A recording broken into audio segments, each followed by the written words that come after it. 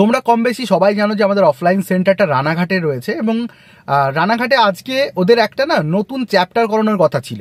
হ্যাঁ, যেহেতু এই ব্যাচটা কিছুটা দূর এগিয়ে গেছে, তো আমি আজকে সারপ্রাইজলি ওদের জন্য চ্যাপ্টারের পরিবর্তে রেখেছি সারপ্রাইজিং মক টেস্ট। এবার সব থেকে বড় কথা, ওদের প্রতিক্রিয়াটা কি থাকবে সারপ্রাইজিং মক টেস্টটা পেয়ে, যে ওরা কি আদৌ মক টেস্টে উত্তর করতে পারবে কি পারবে না। প্রথম কথা হচ্ছে, আমি বলে রাখি ওই আমাদের প্রত্যেকটা ব্যাচের স্টুডেন্টদের প্রতি আমি ফুল কনফিডেন্ট এবং আমি জানি যে এই ব্যাচের স্টুডেন্টরা 17, 18, 19 কেউ কেউ তো হয়তো 20টাও করে ফেলতে পারে। তো ফাইনালি চলো দেখা যাক যে ওরা সারপ্রাইজিং মক টেস্টটা পেয়ে কী করছে। অ্যাকচুয়ালি ওরা তো ভেবেছিল আজকে নতুন একটা চ্যাপ্টার শিখতে পারবো, বাড়ি থেকে এইটাই মেন্টালিটি নিয়ে এসেছিল, কিন্তু এইখানে এসে হঠাৎ করে ওরা জানতে পারলো যে না, আজকে সারপ্রাইজ মক টেস্ট হবে। তো দেখি কার কত নাম্বার এলো। দেখো, আমি আমাদের কোচিংয়ের প্রত্যেক দিন হয়তো ভিডিও ছাড়ি না, ভিডিও করি না, তবে আজকে একটা ছোট্ট ক্লিপ তোমাদের সঙ্গে শেয়ার করব, তোমরা দেখো, যদি ভালো লাগে লাইক করে দিও। আর চলো দেখি একটু একটু করে যাওয়া যাক। ঘরে ঢুকে দেখি ওরা সবাই মন দিয়ে পরীক্ষা দিচ্ছে, তাই ওদেরকে কোনো রকম ডিস্টার্ব করলাম না। কয়েকটা ছবি নিয়ে নিলাম ওদের, যাতে তোমাদেরকে দেখাতে পারি যে ওরা মন দিয়ে মক টেস্টটা দিচ্ছে, এবং এর পরবর্তীতে যখন মক টেস্ট কমপ্লিট হয়ে যাবে আমি অ্যান্সার কি মিলিয়ে দেওয়ার পরে দেখবো কার কত স্কোর আসে, সেই ভিডিওটা তোমাদের সকলের সাথে শেয়ার করব। আগে একটা কথা বলো যে সারপ্রাইজ মক টেস্টটা পেয়ে কেমন লাগছে? তোমরা এতদিন কি করেছো, কি বুঝতে পারোনি?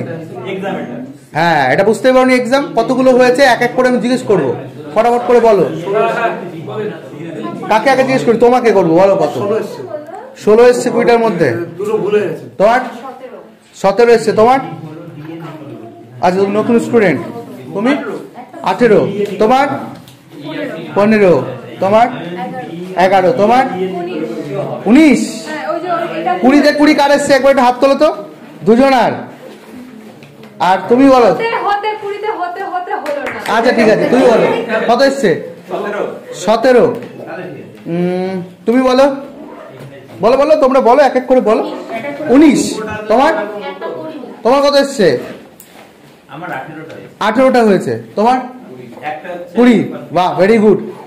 যারা 20 পেয়েছে তাদেরকে লাস্টে কথা বলছি, বলো কত? 18টা হয়েছে। তোমার 17টা। আর তোমাদের লাস্টের 4 জন ফটাফট করে বলে দাও। 17, 16, 19, 11। দেখো, এই যে সেটগুলো আজকে যে সেটটা দিয়েছি, এটা হচ্ছে এসএসসি জিডি পরীক্ষা এসেছে 2021 সালের। তোমাদের হচ্ছে 24শে ডিসেম্বরের 4th শিফটের পরীক্ষা ছিল এটা। হ্যাঁ, 21 সালের প্রশ্ন, না সরি 21 কেন বলছি, 23 সালের প্রশ্ন। এটা মানে 1 বছর আগেকার।